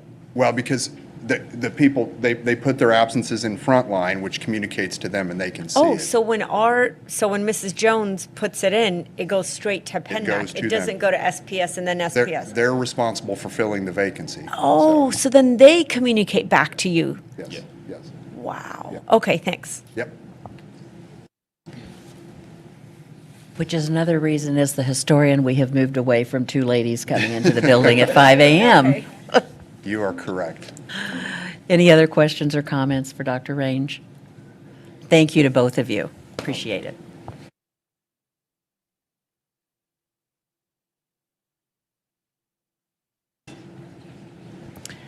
Our next item on the agenda is 6.0, the 2023 bond project updates and actions. 6.01, change orders and agreements. I would like to have Mr. Sean Dilday to the podium. Thank you very much. Good evening. This evening I have before you bond change orders and agreements. The total dollar amount of $359,057.40. I would like to point out one particular line item, number 3, in the amount of $240,000. That is escrow to the city of Springfield for the Pipkin project, as we're required to do public improvement around that site. The city requires us to provide escrow. That will be refunded back to the school district once the project is complete. Thank you. Any questions or comments for Mr. Dilday? Yes, you need to make that notification also, Mr. Dillon. I'm sorry, what? Oh, I'm sorry. In addition, I also need to, per statute, notify the school board of the intent that we will utilize the construction manager at risk method moving forward on upcoming projects. Thank you. Now, do we have any questions or comments for Mr. Dilday? Thank you. I just want to make sure we're clarifying that the notification of intent to utilize construction manager at risk to move 2 additional projects from the next bond phase into the current 2023 bond projects. So I just want to make sure that that is clear for the public. Thank you. It's not clear. Yeah. Are we talking about like Pipkin, Pershing, Reed, or are we talking about? We're talking about additional projects. So if you go back to our conversations, Phase 3, that moving 2 projects that were listed originally for Phase 3, we want to bring those forward. And we'll be sharing that information with the board through our small groups over the next several weeks. And then there will be an action item on April 29th. Okay, just so I'm clear, so we don't know about the Phase 3 yet? We've talked about it briefly during our discussions on the bond when we were up last month. Yeah, this is for March. Specific projects? But no, we're going to talk about specific projects this week. You have an appointment. Okay, I was like, wait, I've not heard about this yet. Okay, so, but this is just an intent that we are going to use that model, construction risk management, which is what we're using currently for Pershing, but not Pipkin, right? That is correct. We're using for Pershing, so. We're using this method for Pershing project now, and because we're pulling 2 additional projects forward, the intent, and we have to do notification per statute, that we have the intention of utilizing CMR. Also for those 2 that we're going to be learning about. Yes. Got it. Okay. And And then I had one other question. I'm sorry, go ahead. No, I just want to make sure that as it relates to the communication piece, if you recall, last month, we only had 1 board meeting, and you had a major decision around Pershing and Pipkin, and then coming today, and so that's why we're doing the notification per statute, and we want to bring you an agenda item on April 29th. That's why we want to meet over the next several weeks before that, so you have all the background information to take a vote on April 29th. Yes. Okay, my other question was, I thought I knew what escrow was, just as a private citizen, but I don't understand what you said. Can you explain that again? What does that mean? We have to give them money? So For in escrow. this particular project, there is improvements that's required by the city that the school district has to make. So crosswalks, for example, or any improvements that is to city property. That is in our contract to complete When you that. say city property, you mean like the right-of-way? Yes, or like a crosswalk for going across Okay, Division Street. we do that? Yes. And that's part of we have to provide the escrow to ensure the city that we are completing that work. So it goes into an escrow account. We will take care of doing the work through the project, and then the city will reimburse us back the escrow. Okay, so that's like their guarantee that in case you don't, we have this money. Yes, that is Okay. correct. So this $240,000 is not part of the project. This is just a temporary, okay. Yes, it's Thank just a guarantee that we do the work. Okay, thank you. Can you kind of explain what would allow us to pull two projects from a phase 3 into phase 2? Like, how did we get? How do we, Yeah. so, the district has been very fortunate on the interest and the savings on the projects as we move forward. So we have funds that are available that we can utilize, and fortunately, this time, we're looking at two potential projects that'll come from that phase 3 into phase 2, and will accomplish more work than what we originally had promised. He's being very modest, so let me sum it up. Number one, based on the oversight of the board as it relates to the 2023 bond project, and also great stewardship by our deputy superintendent, our executive director of operations, and our entire team, we've been able to generate the funds to bring up additional projects. But it was through the original oversight of the board and the expectations to do as many projects as we could do, and very thankful again to our taxpayers for supporting us. It's an awesome thing for a school district. It's an awesome thing for the school district. I guess what I would say to that is, this is all good news. Yes. It's all good news. And thank you, Dr. Lathan, for your clarification and for you thanking everyone. It's a substantial amount of money, and the fact that we can move forward and take some things from phase 3 and put it up during the time of phase 2, that's an incredible thing. Economy, and people have made good use of time and money and expertise. So, thank you. Thank you. We still have to have a vote on the change order and agreement.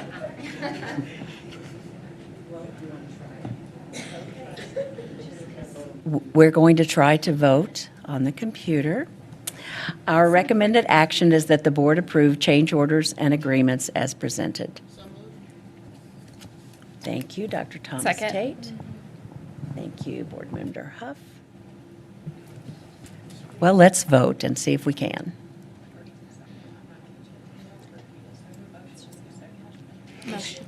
I'm sorry, should I repeat that? Second from Huff. Sharita and Huff. Sorry. Ms. Raymond, what I will promise to do in the future is repeat who has made the motion and the second. I will do that. I will try to remember to do that to help. So I still don't see where I'm voting. Just going to pop up. If I understand, it was supposed to pop up. Do you have anything yet?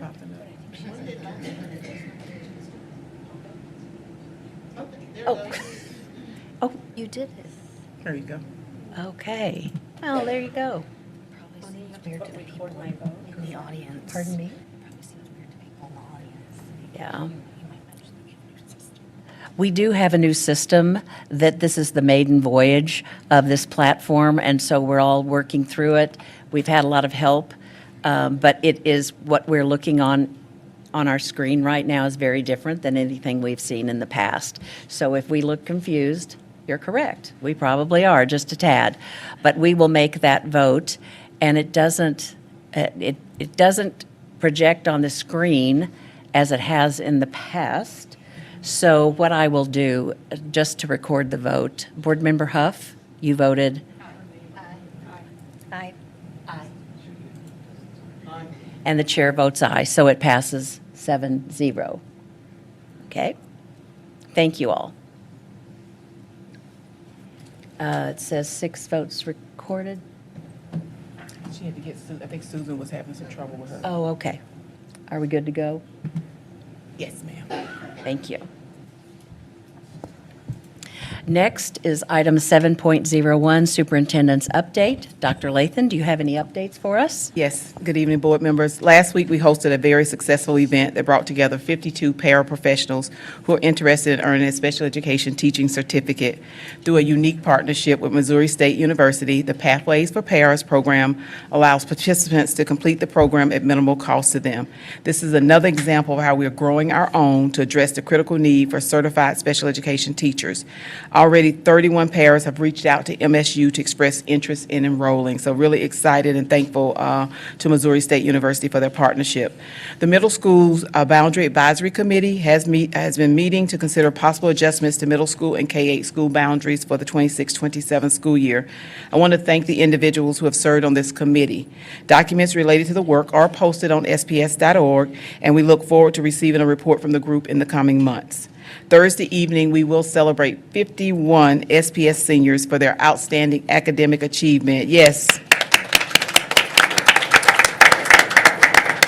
During the fourth annual Rose Banquet. The event will start at 6 o'clock, and our host this year is Evangel University. The students from each of our 5 high schools that have the highest grade point averages in the senior class will be honored. I'd like to take a time to celebrate 2 members of Team SPS Executive Leadership Team and their recent achievements. Earlier today, Dr. Sheila Wynn, Executive Director of High Schools, was honored by the Missouri Sports Hall of Fame during the Women's Sports Luncheon. She is the recipient of the Wynn Award, which is named for Mary Jo Wynn and celebrates outstanding Missouri athletes who have made positive contributions to women's sports. Sheila was an outstanding high school basketball player and went on to play for the University of Missouri, Kansas City from 1981 to 85. During that time, her team placed 3rd and 5th in the NAIA tournament. Congratulations to Sheila. If you want to see how she looked in high school, I brought the receipts right here. Congratulations, Sheila. Also inducted in the Sports Hall of Fame is the 1984 Central High School girls basketball team. They were coached by Susan Alley. The Lady Bulldogs were the first SPS girls basketball team to win a state championship. Let's give them a round of applause. They did so by defeating Lindbergh in the Class 4 finals. At that time, that was the largest class in the state of Missouri. The varsity players were Trina Osborne, Janice Johnson, Kim Johnson, Regina Johnson, Kim White, and Angie Marshall. Congratulations to Dr. Wynn and also to the 1984 Central High School girls basketball team.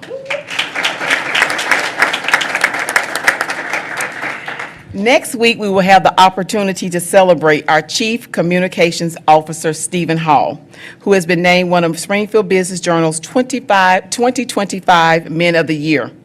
This honor is bestowed upon individuals who have made significant contributions through their professional, philanthropic, and civic work. Stephen is a tireless advocate for Springfield Public Schools, our students and staff. He is passionate about our school district and uses his leadership and communication skills to share the SPS story everywhere he goes. Congratulations, Stephen.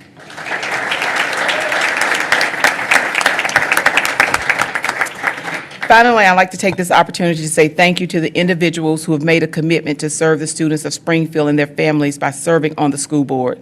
This is an unpaid position, and it requires a significant amount of volunteer time.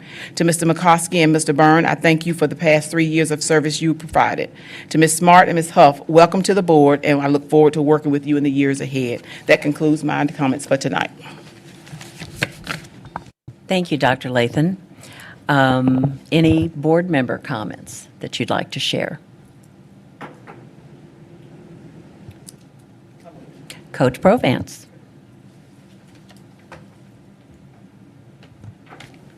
Well, thanks for stealing my thunder. I was going to congratulate Sheila, and I was going to congratulate Susan Alley and the 1984 basketball team. She had 6 starters that she used all the time. They were allowed to foul out 1 girl a game. I'd like to congratulate Stephen Hall, Man of the Year. Thank you again. That's tremendous.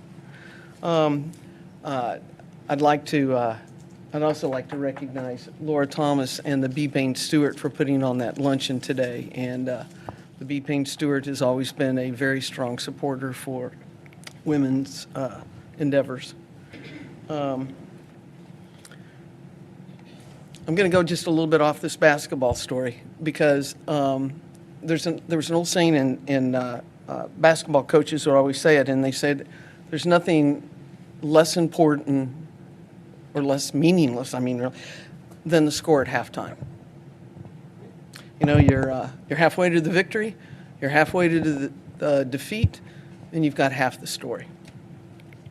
So I would like to almost say the same thing about some of our student scores. I have this second grade student that has a low reading score. That's half the story. If he has a tremendous third grade teacher and he loves reading, that's still half the story. I don't really believe that the score, how you would judge someone, rate them, rank them, comes with their scores at the end of each year. I think there's a lot of people that look at graduation as a time that it's a time to celebrate with family and friends, but maybe that's the time to interpret whether it's a victory or a loss. I do not believe that graduation is the point to celebrate the finish line, the victory. A graduate walks across the stage and he goes ahead and gets in the starting blocks because he's just starting or she's just starting on their lives. I believe that everything is a process. I believe it's important that the improvements are noted, they're encouraged, they're celebrated, but they're not judged, evaluated, or ranked. Their pathway is their lifetime. Their victory or their loss will be their lifetime. A wise man, I'm going to kind of segue here for just a second. A wise man once told me that if there's something that you cherish, that you desire for, that you are honored by, that you never say something negative about it. And so, therefore, you will never hear me fault the Springfield schools. We're not perfect. We're not always right. But we do try, and we try very, very hard. We have an outstanding staff, the administration at the school level, the administration team here. I am honored to serve on the Springfield Public School Board of Education. I am honored to work with these women. If Kyler's still there, thank you, Kyler, for noting the all women. But I want to be part of the movement that takes our kids to the finish line as they judge their life at the end, and that will be their success. Thank you very much. Thank you, Board Member Provance. Other comments? Yes, Board Member Huff. Yeah, well, good evening. It's a pleasure and a privilege to be here tonight at my first board meeting. And I just want to start by saying thank you to the voters of Springfield for the opportunity to serve and for the trust that our community has placed in all of us sitting at this table. It is a big responsibility, and that is not lost on me. So as I step into the role, I am doing so with a lot of gratitude and a deep respect for the work that's already happening across our schools. Over the last few months, we've had a lot of events. We've attended a lot of community events, but met a lot of people. And I've had the chance to listen to students, to teachers, and to staff, to families in our community, and to folks who maybe don't have any connection with the schools anymore, but they care about them because they're a member of our community. And those conversations have have really shaped how I intend to approach and think about this work. I know we may have challenges, and some may be unique to Springfield, and others may be reflective of challenges in public education across the country, whether that's student achievement, school safety, teacher retention, or long-term financial planning. I truly believe that we find the best path forward when we approach these issues with honesty, curiosity, and a shared commitment to putting our kids first.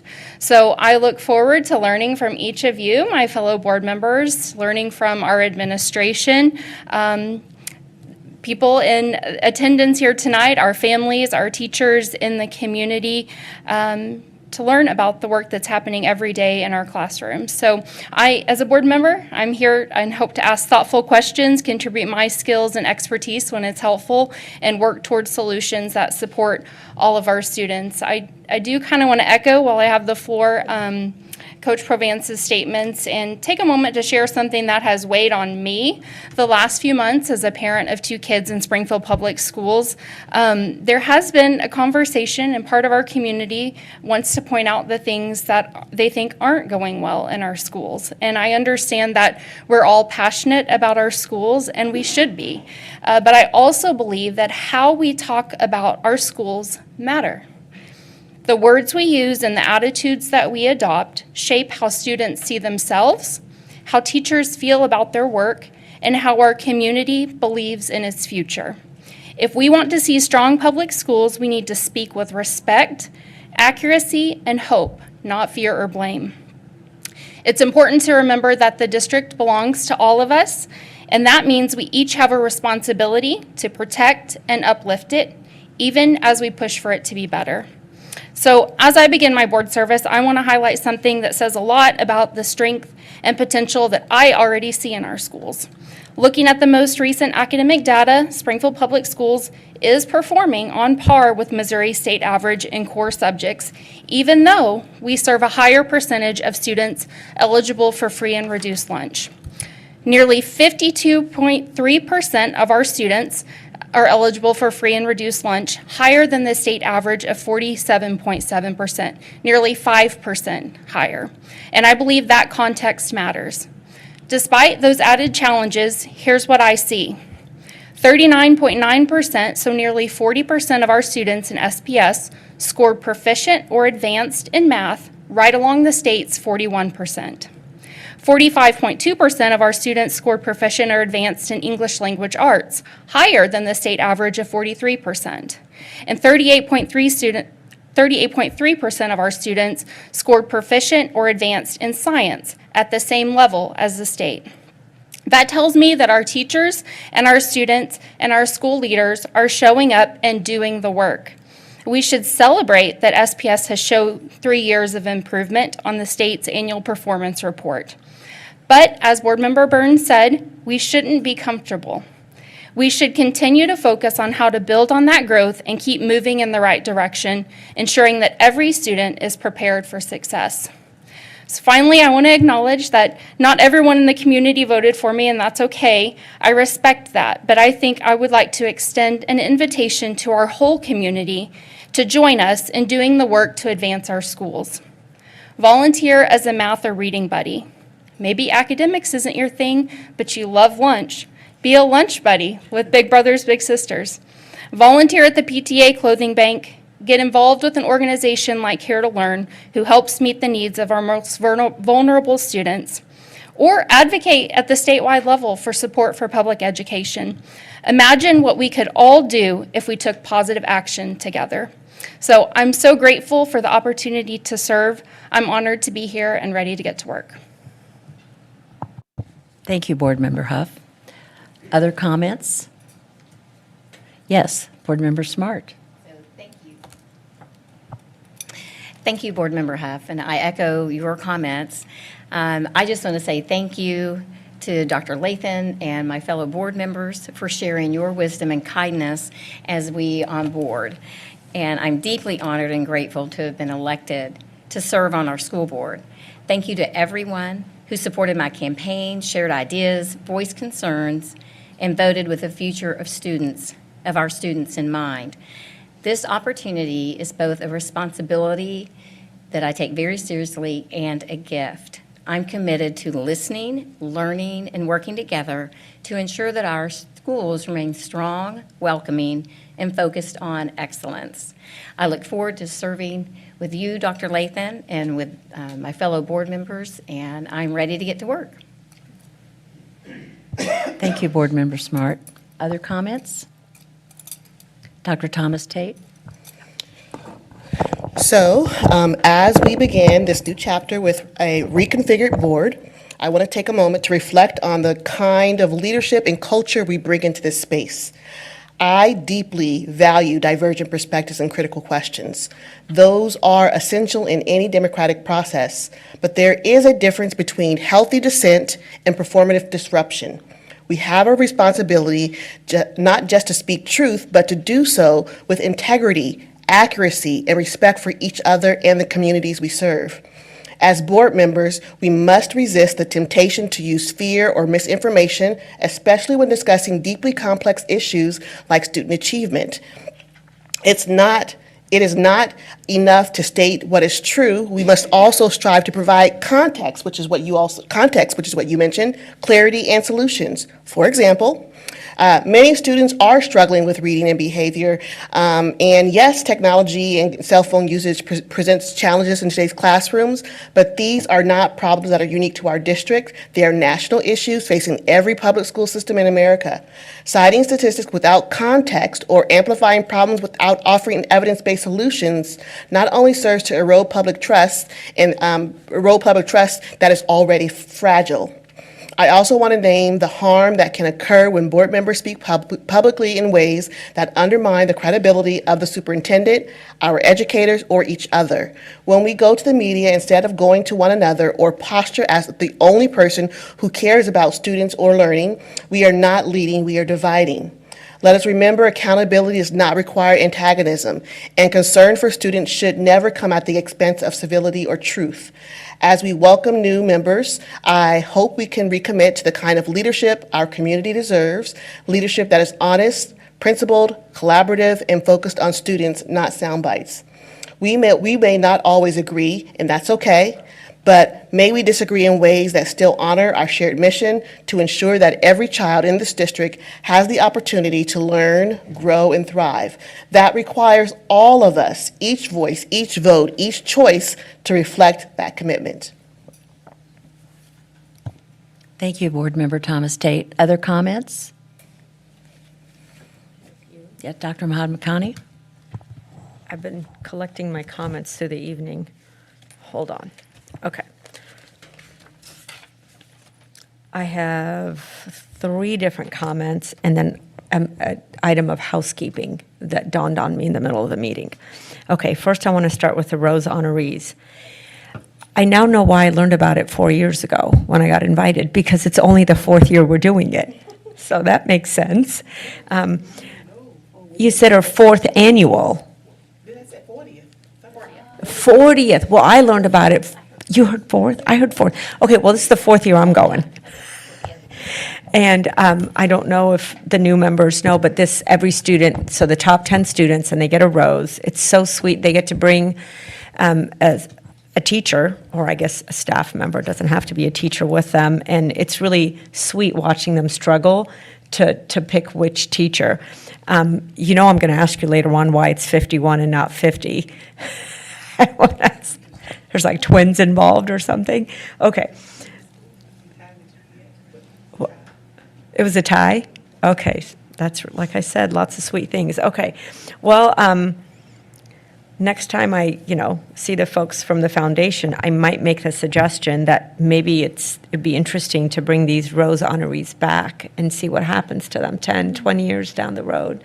Be fascinating, wouldn't it be? Okay.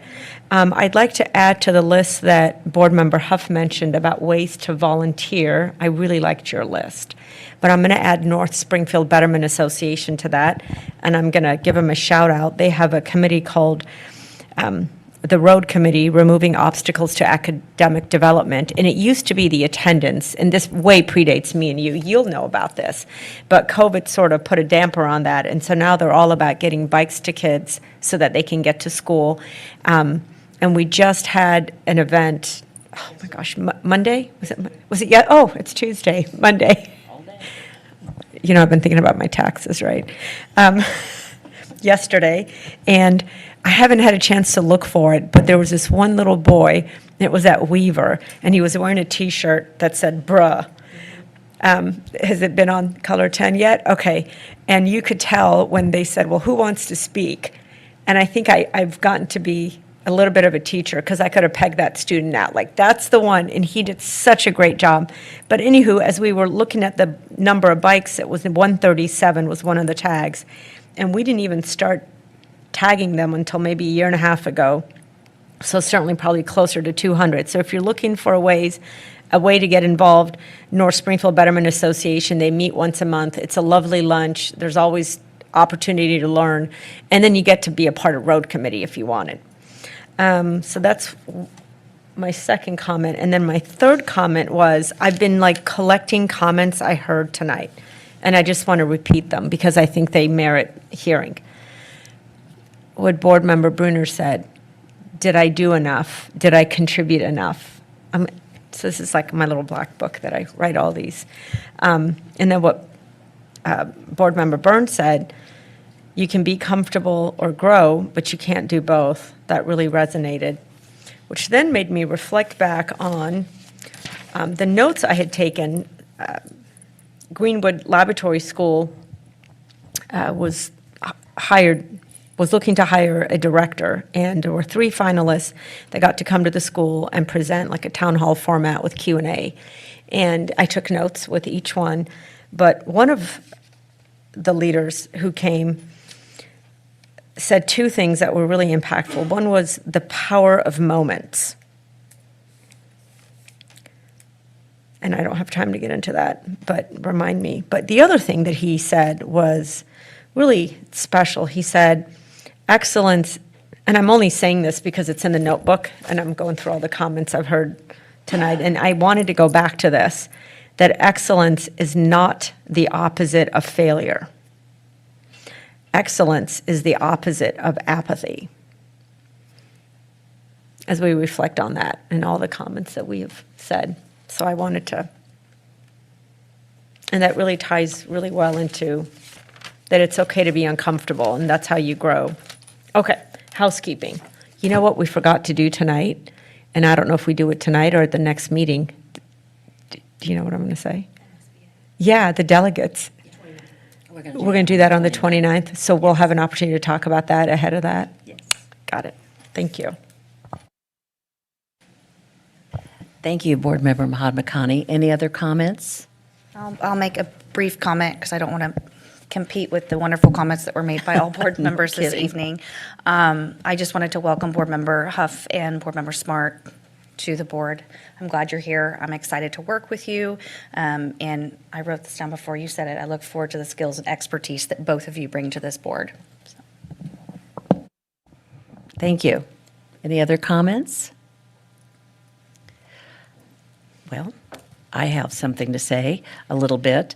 I did have an opportunity to attend the Women's Sports Luncheon today, where the 1984 Central High School basketball team was recognized, and I will tell you, they got a standing ovation as they took the floor, not the floor, they're not playing basketball, took to the stage. And Dr. Wynn, of course, was acknowledged, and she's been a good friend and colleague for many, many years, and it was well-deserved. So congratulations. She still won't stand up back there, but that's just because who she is. But another member of Springfield Public Schools staff was also honored, and Coach Provance and I had an opportunity to work with her when we were both at Parkview High School, and that's Miss Jenny Easter Cofield. And Jenny played for the Purdy High School volleyball team, and then her father was a coach and her mother was a coach, and they moved to Houston, Missouri. So then she played at Houston High School, and then she played at Missouri Southern State University. So she has a long history of accomplishments and achievements. I got to know her when we all worked at Parkview High School together, where her mother was the head volleyball coach at Parkview, Nancy Easter, and then Jenny was the assistant. And when Nancy retired, Jenny stepped up, took the job, and did a wonderful job. And currently, Jenny Easter Cofield is the A-plus director at Glendale High School. So she has remained in R12, and we're lucky that she's here. So congratulations to Jenny. I like the suggestion of bringing back past Rose honorees. I think that's I think that's a really good idea for a lot of reasons. But we need to remember that one, I think. The end of the school year, and I would say the same for when we change board members or whatever. It's always, there's always a degree of excitement that goes with that, but it's also kind of bittersweet. And whereas some people at the end of a school year were always excited for things to change, and as a career educator, I recognize that sometimes it is the right time to move on and to make those changes. But you also recognize that things will never quite be the same again. And so it's kind of with a lump in your throat that you acknowledge that. So I am looking forward. I have appreciated the last 2 years of serving with everyone on the board. I truly have. I look forward to the next year and the next few years and really being an active participant in Springfield Public Schools in another capacity. Some of us work in the school district, retire, come back and work in the school district and retire again, and then come back in the school district for a third time and retire, and then we run for school board. So, you just never really go away, I guess. But it is, as I said earlier, it is an honor and a privilege, and I'm anxious for all of us to get to work and roll up our sleeves, and let's push forward. Any other comments? With that being said, our next regular meeting is scheduled for April the 29th, 2025. Item 9.01 is adjournment. Our recommended action is that the board adjourn the meeting. Do I have a motion? So moved by Board Member Thomas Tate. Is there a second? Second. A second by Board Member Huff. Are there any comments or questions from my colleagues? Okay, so let's vote. I don't know if I think, yeah, let's do a voice vote. My computer went to sleep and it would take a while. So Board Member Huff? Aye. And Chair votes aye. So thank you all for being here and for joining us this evening, and thank for each of you. What? Oh, yeah, no, that was all I was going to say. So the meeting passes, or the motion passes with 7-0 votes, and the meeting has officially adjourned at 7:37. Thank you all. I agree with